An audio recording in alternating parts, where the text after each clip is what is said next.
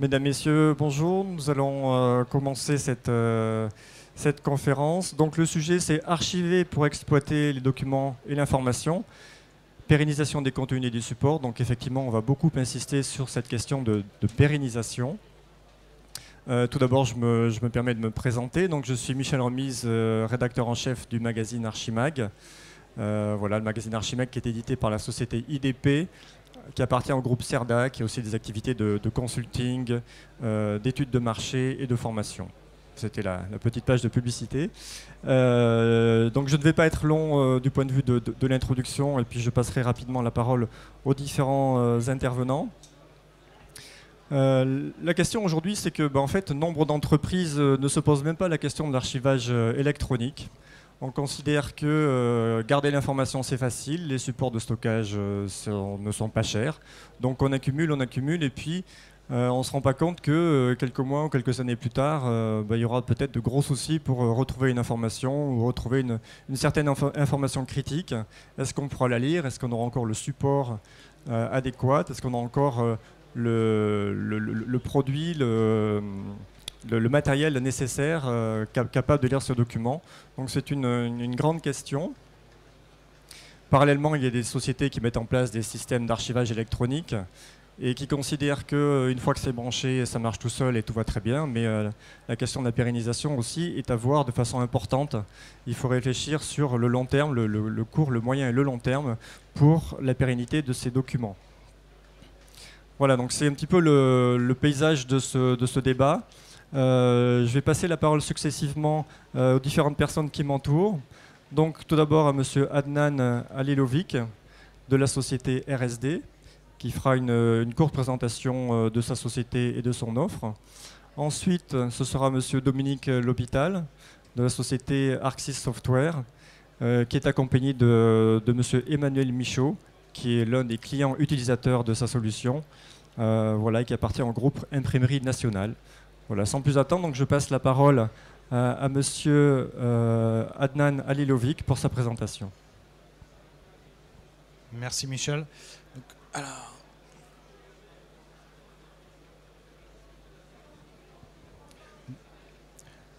je vais juste introduire en 2-3 slides la société RSD, notre positionnement, nos domaines d'activité, et puis je vais enchaîner également sur, puisque le sujet aujourd'hui c'est la pérennisation. Dans cette pérennisation, il y a également la gestion documentaire, donc on va parler, même au-delà, on va parler de la gouvernance de l'information, gouvernance documentaire. C'est vraiment une très, très courte introduction de la société. Moins de l'offre, c'est plutôt, l'objectif c'est de vous présenter la thématique et puis de vous expliquer que RSD en fait aujourd'hui, et depuis 40 ans, est un éditeur de logiciels suisse. On est un de ceux qui peuvent encore prétendre le Swiss Made dans le logiciel. Fondé à Genève, donc 40 ans d'expérience. RSD se positionne un petit peu dans différents coins du monde. Les bureaux qui sont encore récemment ouverts à Singapour et Sydney. Ce qu'il ne faut pas oublier, c'est que RSD, peut-être que dans vos différentes sociétés, vous l'avez, mais vous n'en avez jamais touché puisque ça fait 30 ans qu'il est là et qu'il travaille pour vous. RSD est également aujourd'hui de plus en plus positionné, et on va dire depuis 2008, on était un des premiers à parler de la gouvernance de l'information, d'où la nouvelle offre. Et également aujourd'hui, nous lançons en France, on fait un lancement officiel à la documentation de la solution RSD Glass Archiving Edition, qui est la gouvernance documentaire. Les autres domaines d'activité d'RSD, c'est le resource management et archivage électronique, et puis gestion des outputs et distribution des rapports. Ce sont nos solutions historiques. Donc, comme je vous ai dit, je ne vais pas forcément vous parler de la solution elle-même, mais plutôt de positionnement. C'est un petit peu loin, excusez-moi. Je ne suis pas un très grand gabarit en plus. Allez-y, merci. Alors, qu'est-ce que ça veut dire la gouvernance, hein, puisque le système d'archivage électronique est bien connu, on va parler de la pérennisation. Tout simplement, positionnement, c'est partir des politiques d'archivage qui peuvent être utilisées indépendamment du système ou du format de l'information. Le deuxième point, ce serait de se dire de quelle manière maintenant ces politiques d'archivage que j'ai définis, de quelle manière je vais les propager, pas uniquement vers un seul système unique, mais vers d'autres systèmes, parce que RSD lui-même est un éditeur de systèmes d'archivage, mais on va aujourd'hui dans l'entreprise trouver différents éditeurs de logiciels d'archivage. Puis ensuite, je vais gérer le cycle complet de l'archive, du document, et puis essayer de baser ce cycle complet sur la réglementation en cours. C'est-à-dire, s'il y a des modifications, peut-être qu'il faudra modifier le cycle de vie. Et le dernier point dont je vais vous parler, c'est comment est-ce que je me positionne pour exploiter l'ensemble des archives qui sont sous la gouvernance. Donc on va peut-être les consulter, on va les rechercher, on va les capturer aussi. Et tout ça, bien évidemment, sous cette notion d'indépendance par rapport au système en place. Donc, souvent, les graphes, ça parle mieux. Donc, positionner la gouvernance de l'information par rapport à un cycle de vie, et je vais terminer là-dessus, c'est tout d'abord de se dire, c'est qu'aujourd'hui, un cycle de vie documentaire n'est pas forcément linéaire, n'est pas forcément plat, c'est plutôt, il y a des choses qui se passent. Mais en tout cas, ce qu'on sait, c'est qu'on a un début. Allez-y. Hop, encore. On a un début et une fin, sauf pour les archives patrimoniales, bien évidemment, d'où les 3 petits points derrière. Mais généralement, on commence par déclarer un document engageant et puis on va terminer par le détruire. Entre-temps, il peut se passer des choses. Il peut se passer des différents événements, déplacement vers les archives de l'entreprise, d'où on touche à la pérennisation, par exemple. Suppression des métadonnées. En fait, ce ne sont que des exemples pour vous démontrer qu'en fait, dans la gouvernance d'un cycle de vie informationnel, il y a plusieurs choses qui se passent et ce n'est pas, encore une fois, début et la fin. Allez-y. Et au final, si on doit positionner sur le marché aujourd'hui, ce sont les référentiels applicatifs ou les GED qui vont s'occuper de la création du document et ce sont des archives, allez-y, des archives de ces documents qui vont continuer la vie. Le positionnement de la gouvernance, de l'information, et je termine là-dessus, c'est de se dire, je dois prendre compte de mon document du moment où il a été créé jusqu'à sa fin, jusqu'à son sort final, et puis dans ce cycle de vie, je dois m'occuper lorsqu'il y a des changements. Je vous remercie. Merci, je passe la parole donc à Arxis Software. Merci.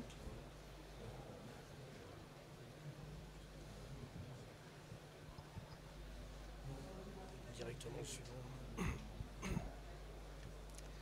Bonjour. Donc juste un slide pour présenter Arxis Software. Donc Arxis Software, j'aurais peut-être pu me présenter d'abord d'ailleurs. Dominique L'Hôpital, je suis le créateur de la société Arxis Software. Arxis Software est une société du groupe Infotel. Je ne sais pas qui connaît Infotel. Infotel est une société française majoritairement connue pour ses activités des SS2I. Une société française de 1600 personnes et qui a réalisé en 2012 134 millions d'euros de chiffre d'affaires. Donc Arxis Software est focalisé sur les solutions de conservation et de dématérialisation. Donc nous sommes vraiment dans l'archivage, dans le coffre-fort électronique. C'est notre cœur de cible. Les prestations que nous délivrons sont soit délivrées par nos services, soit par des partenaires intégrateurs qui sont de plus en plus nombreux. J'ai indiqué ici quelques-unes de nos références en France et en Europe pour montrer que l'archivage touche en fait à tous les secteurs d'activité, hein, ce n'est pas propre à un secteur donné, ça touche le public comme le privé et ça touche absolument tous les secteurs.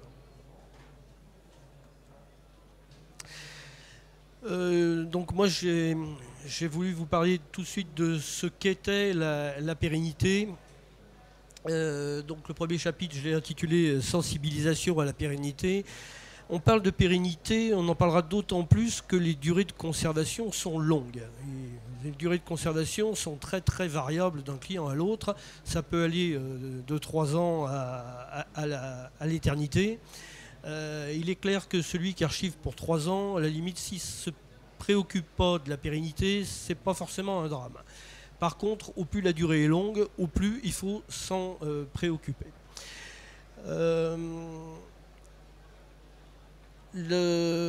Soumis à la nécessité de changements technologiques. Et effectivement, ce que l'on peut dire ici, c'est que la durée de vie d'une archive étant en principe assez longue, comme je viens déjà de le dire, je ne vais pas le répéter, les technologies qui participent au système d'archivage électronique, elles, par contre, ont des durées de vie relativement courtes. Il est fréquent, et vous le savez tous, qu'on soit obligé de changer de support de stockage tous les 3 ans, c'est assez fréquent. Et on voit tout au long de la vie du système des évolutions technologiques. Et donc, il faut que le système sache accompagner ces évolutions technologiques. Ça, y penser, c'est de la pérennité. Ne pas y penser, c'est se trouver le dos au mur quand un changement survient. Les populations davantage ciblées, le domaine scientifique et technique, pourquoi? Parce qu'en général, ils conservent des informations pour de très longues périodes. Dans l'avionique, on fait du 70 ans, ainsi de suite. Il y a beaucoup d'exemples. Dans l'assurance, on pense en général assez bien à la pérennité. Dans le social aussi, dans le patrimonial également. Il y a par contre des secteurs d'activité qui y pensent absolument pas, pour des raisons diverses que je ne détaillerai pas ici. Un facteur de complexité dans la pérennité, c'est quand on a à conserver des documents engageants. Quand un document est une preuve, eh bien, comment est-ce que je vais accompagner la preuve dans ces évolutions technologiques dont j'ai parlé? Si je change de support, que devient ma preuve, par exemple? Donc, il est clair qu'au plus les durées sont longues et au plus il y a de documents engageants, au plus la pérennité, il faut y penser, et c'est un problème complexe. Et puis, il y a tous les clients qui sont confrontés au cas de la réversibilité. Alors, tôt ou tard, on est tous confrontés au cas de la réversibilité, hein, mais on voit souvent des clients qui n'y pensent pas, qui ne veulent pas y penser, qui disent, après tout, après moi le déluge, et qui ne veulent pas y penser. Il n'empêche qu'on peut citer beaucoup de cas de réversibilité aujourd'hui où le client a payé très très cher le fait de ne pas y avoir pensé. Donc finalement, on peut dire que la pérennité, c'est une assurance. On la prend ou on la prend pas. Et si on la prend pas, il ne faut pas s'étonner à la fin de payer le prix et peut-être même le prix fort.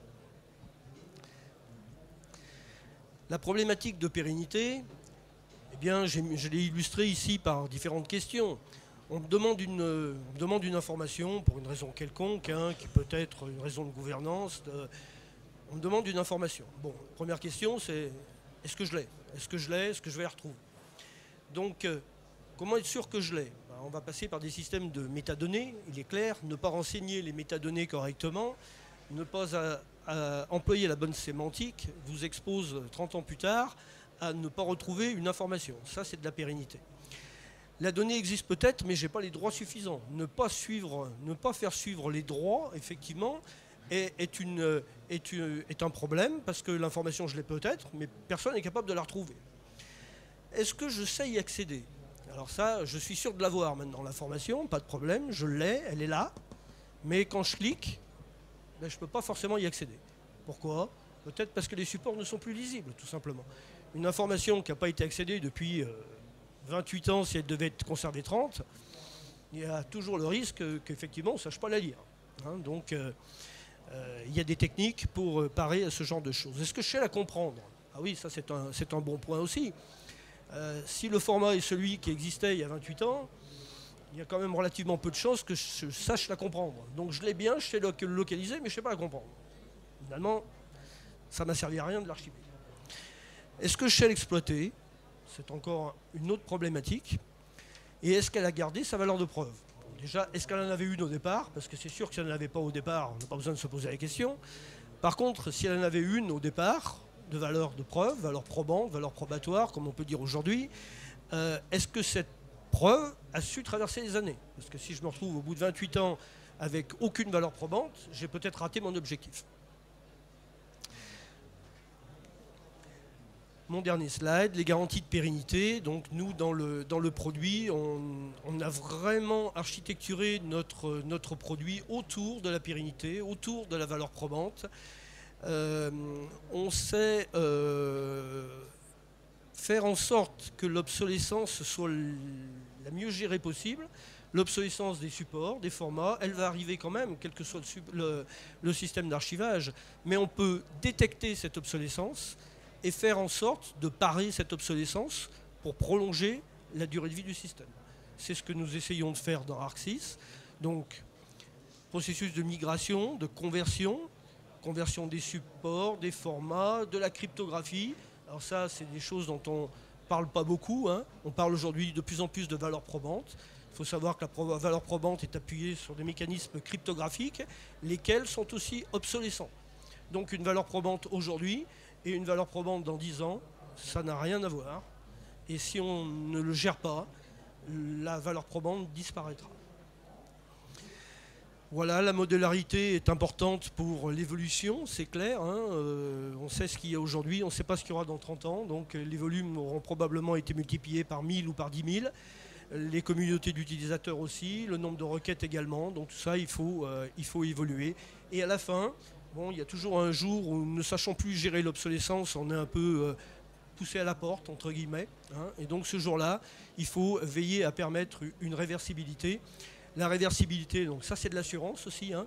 Ne pas penser à la réversibilité, eh bien c'est s'exposer à terme que la réversibilité coûte une fortune, on le voit au quotidien, soit coûte des millions d'euros, soit que l'on ne sache pas la faire, qu'on finalement on décide de ne pas la faire parce qu'elle est trop onéreuse. Voilà ce que j'avais à dire.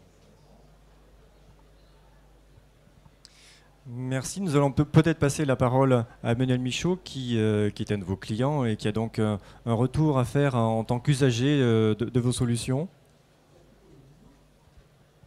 Merci, bonjour à tous. Effectivement, avant de rentrer sur l'explication du témoignage, il y a beaucoup de gens qui croient nous connaître Imprimerie Nationale. Je pense que ça vaut le coup que je passe juste 2 minutes à vous expliquer qui on est et ce qu'on fait là autour de la table. Comme vous le savez, l'Imprimerie Nationale, c'est une société privée à capitaux publics. Donc on est détenu par l'État. Et depuis quelques années, depuis 500 ans et des poussières, on fabrique les documents administratifs un peu sensibles. Alors des trucs sympas, nos cartes d'identité, nos passeports, etc. Des trucs un peu moins sympas, les déclarations d'impôts, les carnets de PV, des choses... Bon, c'est un peu moins sympa, mais bon, il faut les faire. Et on est en concurrence avec l'industrie privée pour toutes ces activités-là. On fabrique un certain nombre de titres sécurisés, hein, donc j'ai précisé des passeports, un certain nombre de cartes pour des professionnels, pour des professions réglementées, etc. Et l'administration, depuis une vingtaine d'années, nous a demandé de sécuriser ces cartes, donc de sécuriser, de passer d'une génération papier à une génération plastique pour les rendre infalsifiables, y mettre des puces à contact, sans contact, etc. etc. Et au fur et à mesure du temps, on leur a expliqué que c'était bien de sécuriser le support, mais que si le processus amont qui permettait d'avoir le titre en question était une passoire, qu'on pouvait donner des faux pour obtenir un vrai, c'était pas la peine de mettre beaucoup d'argent dans le plastique. Et au fur et à mesure du temps, donc l'administration française nous a demandé d'assurer des processus d'enrôlement sécurisés, chose qu'on a fait il y a une bonne dizaine d'années avec des formulaires papier, hein, des bons vieux CERFA 4 pages, on a tous connu ça, hein, dans toutes nos professions à remplir, avec tout un tas de justificatifs à mettre au passage et de signatures dans tous les coins, et on répète le document. Et ces processus-là, on les a dématérialisés. Voilà, donc il y a une dizaine d'années qu'on a de l'expérience et que l'on réalise pour le compte de l'administration, puis au fur et à mesure pour un certain nombre d'entreprises privées, des activités de dématérialisation, donc de réingénierie de formulaires, de réingénierie de processus administratifs, de numérisation des formulaires existants et des pièces jointes, de téléprocédures en ligne avec des portails, et tout ça on le met en œuvre. On n'a pas vocation à être connu, donc on n'avait jamais trop parlé de nous. Et au fur et à mesure du temps, donc on a eu des problématiques d'archivage finalement assez lourdes, puisque on archive des documents depuis des centaines d'années. Je crois que le document physique le plus ancien qu'on archive, il date du XVIIIe siècle. Donc on a une petite expérience dans ce domaine-là. Et évidemment, on est arrivé à l'archivage électronique. Et au moment où il a fallu passer sur une nouvelle génération d'archivage électronique, j'expliquerai pourquoi après on est arrivé à des solutions très avancées comme celle d'ArcSys. il fallait avoir une solution qui présente des garanties de pérennité. On existe depuis 500 ans. Bon, on a la vocation à exister encore pendant 500 ans, en tout cas on l'espère. Hein. Je suis salarié de l'imprimerie nationale, mais bon, je n'irai peut-être pas jusqu'à 500 ans. Et donc, il fallait qu'on choisisse une solution qui offrait à nos clients, qui est essentiellement l'administration, donc des garanties de pérennité. Alors, la pérennité, ça veut tout rien dire. Hein. Dominique L'Hôpital l'a précisé, un certain nombre de critères de pérennité. Mais la pérennité, c'est aussi, est-ce que nous, quand on va archiver, on sera encore là dans quelques années? Est-ce que l'éditeur qui a la solution existera encore? Est-ce qu'il aura lui-même, même s'il existe encore, est-ce qu'il aura eu les moyens de faire évoluer sa solution? Tout ça, c'est des questions qu'on s'est posées avec une acuité toute particulière. C'est que la promesse, ou en tout cas les attentes de nos clients sont quand même des attentes extrêmement fortes en termes de pérennité. Le deuxième sujet, et ça c'est parce qu'on est en une entreprise publique, qui nous a beaucoup préoccupé, c'est la réversibilité. Donc on cherchait une solution qui respecte, là aussi Dominique l'a dit, respecte des standards. Donc on a embauché des archivistes au fur et à mesure du temps qui nous ont expliqué ce que c'était que les standards dans le domaine de l'archivage, etc. Et donc on a cherché des solutions qui répondaient qui étaient capables de gérer ces standards. Et encore une fois, avec une vision prospective, c'est-à-dire que les standards d'aujourd'hui, c'est probablement pas les standards de demain, ou en tout cas ceux de demain auront pas mal évolué et il faudra les accompagner. Donc là aussi, on a cherché des gens qui avaient capacité et qui avaient démontré par les années auparavant qu'ils avaient su faire évoluer les standards qu'ils utilisaient.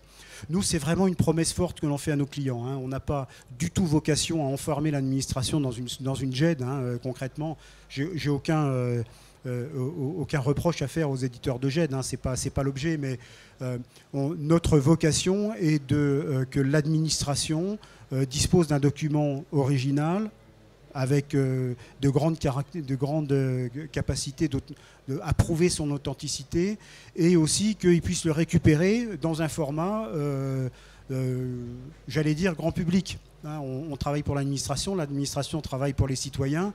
Le citoyen, légitimement, dans 10 ans, dans 20 ans, dans 30 ans, il peut demander les originaux qui ont permis d'établir son passeport, son titre de séjour, son permis de conduire, etc. Et donc, il était extrêmement important que cet aspect de standard et de réversibilité soit implicite dans notre choix. On a des contraintes, en tout cas on nous demande de réfléchir à des contraintes. Un dossier de permis de conduire, par exemple, il faut savoir le conserver sur 110 ans. Alors, il est évident que commercialement, on ne s'engage pas sur 110 ans. Vous imaginez bien que c'est impossible. Mais un dossier, une préfecture garde un dossier sur le permis de conduire 110 ans, parce que c'est la vie moyenne d'un automobiliste plus 30 ans. Hein, donc ce sont des choses, c'est pareil dans l'assurantiel, dans tout ce qui est assurance, etc. Ça demande énormément de pérennité. Et donc c'est clairement notre fonds de commerce. Donc j'ai parlé de réversibilité, j'ai parlé de pérennité, ça c'était évident. Et puis il y a bien sûr la preuve, la gestion de la preuve. Et ça, là aussi c'est notre fonds de commerce. La branche que je dirige au sein de l'imprimerie nationale s'appelle Service de confiance. Et en fait, ce qu'on nous achète, nous, c'est effectivement le fait que quand on dit quelque chose, on a plutôt tendance à nous croire. Et quand on dit qu'un document est original ou qu'il a valeur probante, on a plutôt tendance à nous croire. Donc, ça veut dire que cette promesse, derrière, il faut l'appuyer sur des outils cryptographiques, sur des solutions techniques, organisationnelles.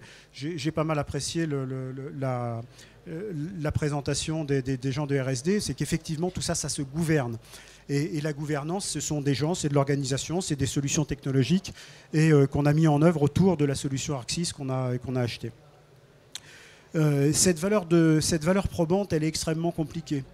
Les gens qui sont un peu dans le métier savent que déjà la valeur probante, c'est un concept et que aujourd'hui, ce qui fait foi, c'est le juge. Il décide si c'est à valeur probante ou pas.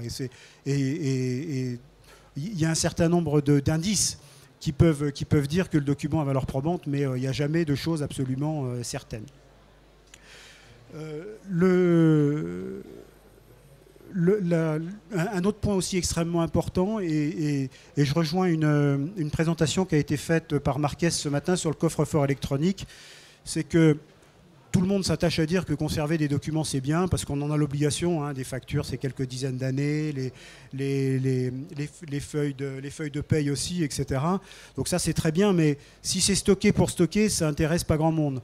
Si c'est stocké pour restituer de l'information et offrir du service autour de ça, c'est extrêmement important. Donc le système d'archivage électronique doit être extrêmement solide, mais il doit aussi il doit être ouvert sur des usages. Les usages, ça passe par deux choses. Ça passe par identifier des utilisateurs. Ça a l'air de rien, ça paraît trivial, mais il faut savoir gérer des accès dans une perspective de coffre-fort électronique. Un coffre-fort électronique, c'est de passer de l'archivage de masse à l'archivage pour une seule personne, à qui on va redonner une information et un usage de cette information, de cette donnée ou de cette image à une seule personne. Et donc, le système d'archivage électronique doit être capable de gérer de l'accès unitaire de données à un citoyen, capacité à accéder à un certain nombre d'images. Donc ça aussi, ça a été dans nos solutions. On me fait signe qu'il faut que j'arrête.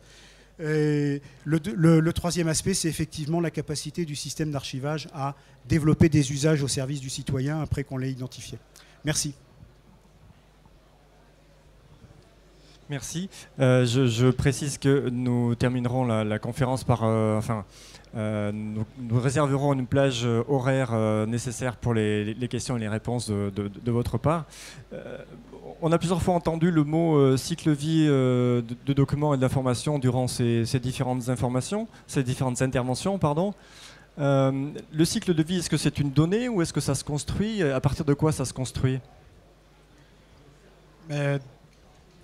Je vais commencer par dire quelque chose on a déjà présenté lors d'une autre conférence, c'est qu'on parle de cycle de vie. En fait, il n'y a pas de cycle. Il y a un début et il y a la fin. On ne revient pas en arrière.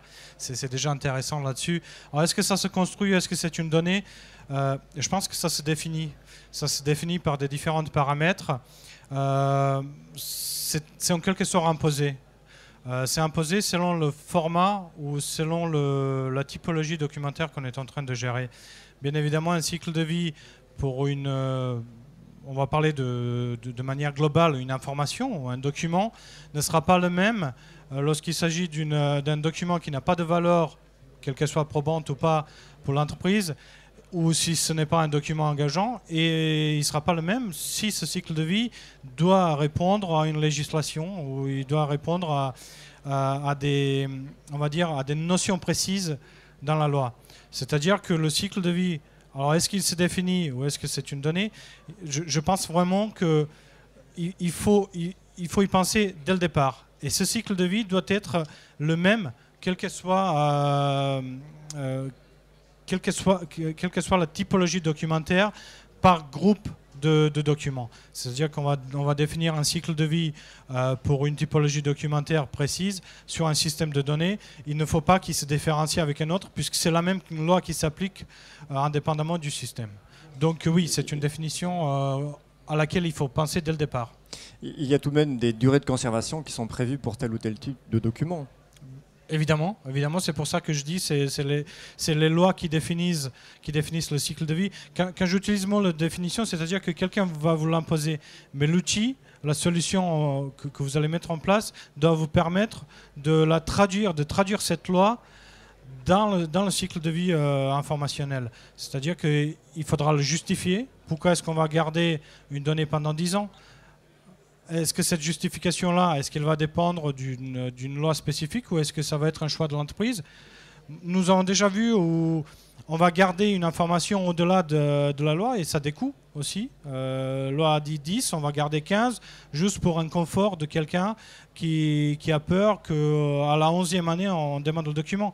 D'accord, et alors, si on le demande? Donc il faut bien être précis et dans cette définition, il faut vraiment se reposer sur ce que la législation dit et il faut avoir ce lien entre la loi et la définition du cycle de vie. C'est là où on parle de la politique d'archivage, bien évidemment. Alors le cycle de vie peut se terminer par la destruction des informations. Comment vos solutions détruisent-elles l'information? Lorsqu'on va gouverner, on va gouverner sur nos propres systèmes, dans quel cas, effectivement, la liaison elle est très forte. Donc, je vous ai parlé tout à l'heure de système d'archivage électronique des RSD qui a cette notion de gouvernance, c'est-à-dire que depuis la loi elle-même, selon la typologie documentaire, on va détruire. Dans ce cas-là, on va dire que c'est une destruction native. Lorsqu'il s'agit des systèmes des autres éditeurs de logiciels, il est important d'envoyer une demande de destruction. Cette demande de destruction, elle peut être de deux manières, soit automatique. Alors qu'est-ce qu'on va faire automatiquement? C'est-à-dire qu'on va s'interfacer directement avec le système en place. Et on va être garant dans la traçabilité, dans l'exécution de l'information sur le système existant. Et puis, il ne faut pas oublier qu'il y a certains systèmes, parce qu'on parle déjà des durées très longues. Je ne suis pas sûr qu'aujourd'hui, si on parle technologiquement, il y a des accès à certains systèmes qui sont là depuis 30, 40 et au-delà. Nous, on a des clients qui archivent dans nos systèmes depuis 40 ans. Il faut savoir que dans ce cadre-là, il faudra effectuer la destruction par ce qu'on appelle la destruction manuelle. C'est-à-dire que le système doit nous indiquer, un système de gouvernance doit nous indiquer ce qui doit être détruit. C'est la responsabilité de l'administrateur du système lui-même de garantir que le document, l'information sera bien détruite, et tout cela doit être tracé, audité et présentable aux décisionnels et aux gens de l'administration des référentiels. Vous avez parlé de repérage d'obsolescence. Comment ça se passe concrètement ?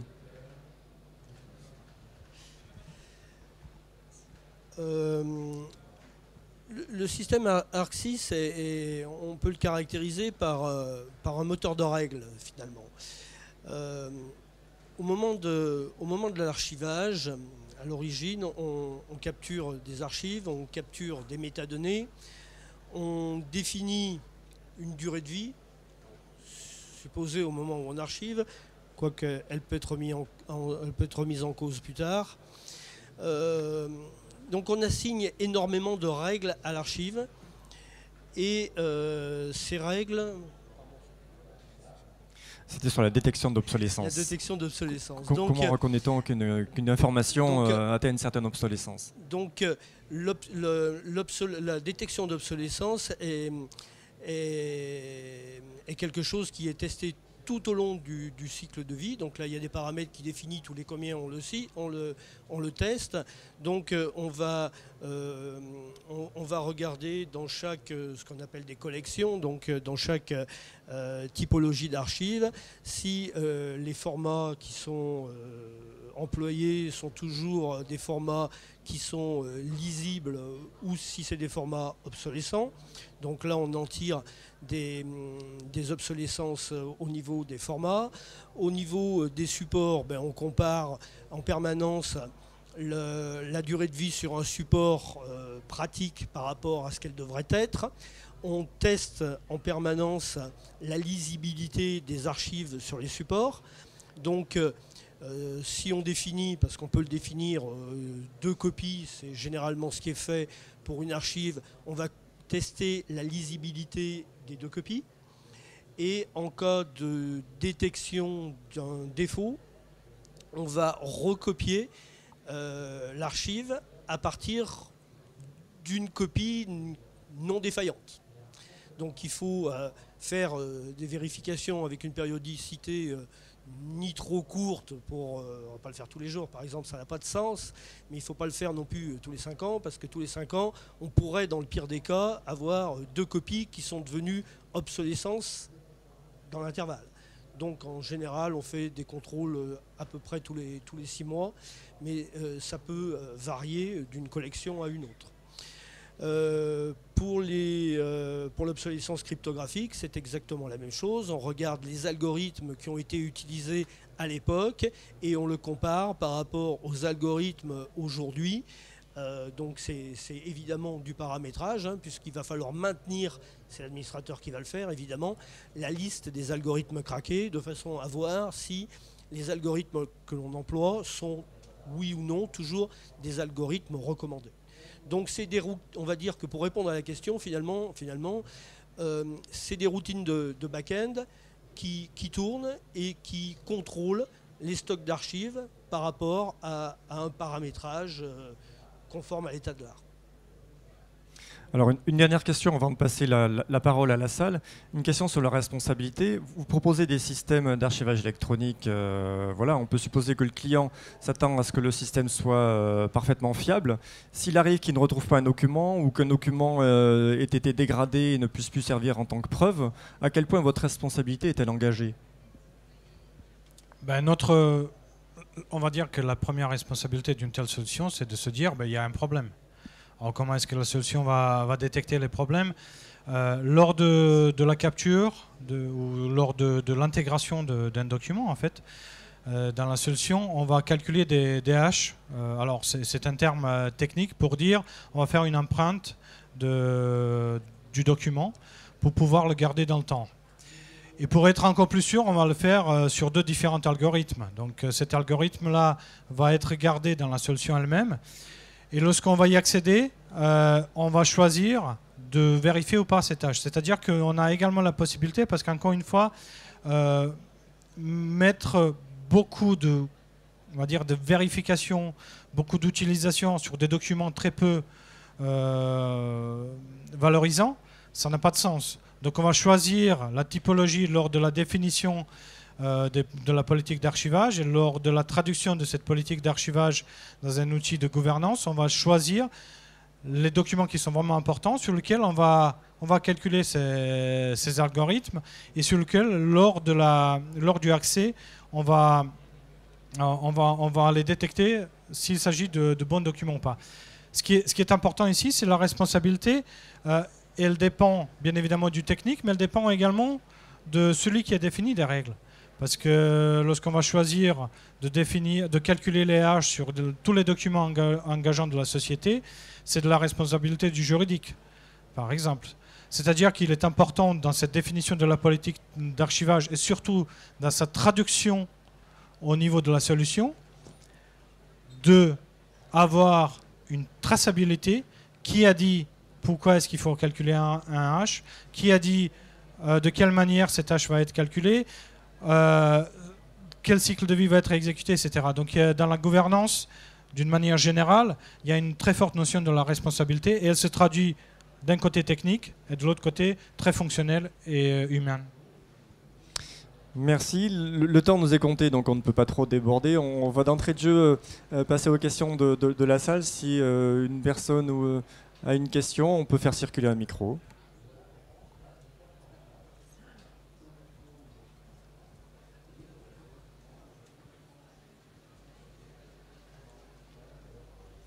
Je ne vois pas de questions pour l'instant.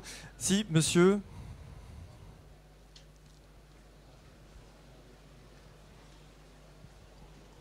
Oui, bonjour. Je voulais avoir une réponse sur les supports que vous utilisez actuellement. Vous avez dit que selon la durée de conservation, les supports étaient Parlez un petit peu plus fort, s'il vous plaît. Oui, je disais que vous n'avez pas trop parlé des supports utilisés aujourd'hui. Vous avez dit que la durée de conservation influençait directement sur le support. Et je voulais savoir qu'est-ce que vous utilisez aujourd'hui comme support.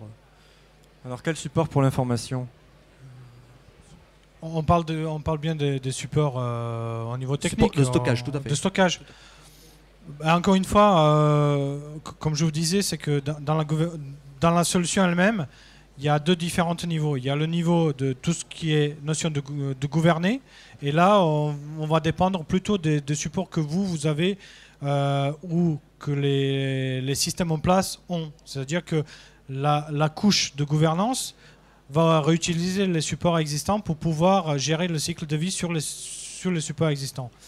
Au niveau de la couche inférieure, qui est la couche du contenu, la solution elle-même, elle va soit reposer sur les disques classiques, on va dire, SAN, NAS, etc. Et elle va, en quelque sorte, elle va décider est-ce que si j'ai besoin de cette information dans la minute qui suit, dans la seconde qui suit, lorsque je double-clique, etc., puisqu'on peut également choisir que les supports soient déconnectés. C'est-à-dire que la solution elle-même, le référentiel de contenu, peut envoyer le document, parce que ce qui est important dans la pérennité, il y a le format, mais il y a également le système lui-même. C'est-à-dire qu'on peut déplacer l'archive d'un support vers un autre. Donc, par défaut, on va peut-être utiliser des disques rapides jusqu'à un certain âge de l'information. Ensuite, on va le déplacer peut-être sur les disques moins coûteux. On va s'interfacer avec, vous faites un petit peu le tour ici, vous en avez plein. On va s'interfacer avec eux juste pour garantir cette pérennité. Donc, on n'est pas fournisseur de hardware lui-même, mais on va s'interfacer avec normalement n'importe quel. Et puis bien évidemment, il y a des tapes. Nos clients, ils utilisent ça depuis des décennies. Je réponds à la même question. Non, ce n'est pas forcément exactement la même réponse. Disons que derrière la question du support, il y a plusieurs questions. Il y a aussi le fait que en fonction des pays, il peut y avoir des législations applicables différentes. Donc, je citerai par exemple l'exemple d'un de nos clients qui a en fait un système ARC6, mais quatre entrepôts de dépôt des archives autour de la Terre. Donc, il en a un aux États-Unis, il en a deux en Europe et un en Australie. Il n'emploie pas les mêmes supports dans les différents pays, déjà, parce qu'il y a des problèmes de législation locale. Donc la première des choses à faire attention, c'est à la législation applicable à ces archives. Donc effectivement, aux États-Unis, on a plutôt tendance à faire encore l'usage du worm aujourd'hui. En Europe communautaire, il faut aussi distinguer l'Europe communautaire et l'Europe non communautaire. En Europe non communautaire, aujourd'hui, il y a une indépendance médiatique qui ne vous oblige pas à utiliser une typologie de support. Sauf si vous relevez d'une législation étrangère aussi, attention. Hein. Mais dans la mesure où les archives relèvent d'une juridiction européenne, normalement il y a une indépendance médiatique. Donc partant de là, nous on ne fournit pas non plus de support de stockage. On dit aux clients, bon, consultez, travaillons avec le service juridique. Mais on laisse le client choisir ce qu'il veut. On a simplement une obligation de conseil par rapport à ça, c'est tout. Et aujourd'hui, qu'est-ce qu'on constate? On constate que tous nos clients, à l'exception d'un seul, utilisent des disques standards, tout simplement. Pourquoi? Question de coût, tout simplement. On considère que passer du disque worm au disque standard, pour des grosses volumétries, vous réduisez à peu près le coût d'un facteur 10. Donc aujourd'hui, tout le monde est tellement attentif au coût, et n'ayant pas d'obligation réglementaire qui vous pousse à faire du worm, tout le monde choisit du disque standard. Aujourd'hui, on pratique la migration. On n'en est plus aux années 90 où on pensait que les supports duraient 90 ans. Ça, aujourd'hui, on ne fait plus croire ça à personne. Donc, il faut changer de support quand le contrat relatif au disque est terminé, quand la technologie est à bout de souffle, ainsi de suite. Donc tout ça, c'est des règles applicables à chaque collection qui vont permettre de migrer automatiquement, détecter l'obsolescence. Vous partez le vendredi soir, les archives sont sur un support, vous revenez le lundi matin, elles ont changé de support, avec une traçabilité qui permet de prouver qu'on n'a pas fait n'importe quoi, évidemment. Y a-t-il une autre question? Monsieur Michaud, vous vouliez rajouter quelque chose? Juste, c'est pas vraiment sur le support lui-même, mais en fait, on ne s'affranchit pas dans ces métiers-là à faire un travail de veille, en fait, d'abord sur les supports, sur la techno, etc. Alors, soit on le fait soi-même quand on est tiers archiveur comme nous, soit on s'appuie sur un certain nombre de prestataires ou d'éditeurs, et que c'est extrêmement important, en fait, de regarder bien ce qui se passe et aux différentes couches, en fait, à la fois sur les supports, à la fois sur les logiciels qui pilotent tout ça, et à la fois sur les logiciels d'archivage. Donc, c'est extrêmement important de le prendre en considération. Une dernière question. Je vais peut-être en poser une alors rapidement. Concernant les normes, on n'a pas du tout parlé de normes pendant les différentes interventions, alors que les normes sont quand même une référence dans le domaine. Un petit mot là-dessus? Oui, bien sûr. Les normes avec RSD Glass Archiving Edition, on va répondre à la norme, la NFZ, en fait, la 42013. C'est un grand pas pour RSD également. Il faut quand même pas oublier qu'il n'y a pas que le système d'archivage dans cette norme-là. Il y a également l'organisation qui va autour. Sinon, la solution elle-même, elle est inspirée beaucoup parce que la NFZ, elle ne va pas forcément parler des plans de classement. Donc, elle est inspirée également de Morec et des autres. Alors, il y a beaucoup de chiffres autour de ISO, mais le modèle OAIS avec le ISO 14721 et la norme de Resource Management ISO 15489. Donc voici les normes sur lesquelles on s'appuie, mais RSD Glass Archiving Edition, c'est lui qui va surtout se baser sur la NFZ 42013. Et pour ce qui est d'ArcSys, nous accordons beaucoup d'importance à la veille normative. Nous respectons aussi les grandes normes qui sont bien connues de tous, hein, la 42013, la 42020, Morec 2, Morec 10, la 14721, ainsi de suite. Au-delà de tout ça, il faut quand même noter que le thème aujourd'hui c'était la pérennité, et vous avez certainement remarqué en lisant les normes qu'il n'y a pas beaucoup de normes qui traitent de la pérennité. Il n'y en a même pas du tout.